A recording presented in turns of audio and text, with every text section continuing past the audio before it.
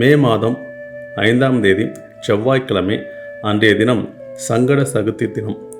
விநாயகர் வழிபாடு பண்ணுவதும் விரதம் இருப்பதும் குடும்பத்துக்கு சிறப்பு ஏற்படும்.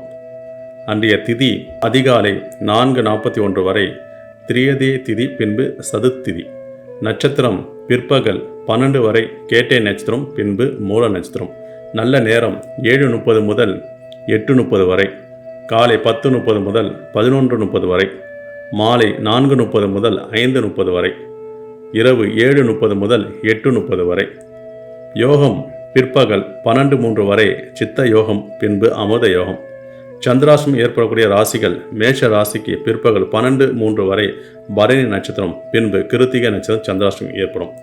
அன்றைய கிரக சஞ்சாரங்கள்: மேஷத்தில் சூரியன் புதன் இணைவு, ரிஷபத்தில் சுக்கிரன், மிதுனத்தில் குரு, சிம்மத்தில் கேது, விருச்சிகத்தில் சந்திரன், கும்பத்தில் ராகு, மீனத்தில் செவ்வாய் சனி பகவான் இணைவு. வணங்க வேண்டிய தெய்வங்கள்: விநாயகர் வழிபாடு பண்ணுவது சிறப்பு.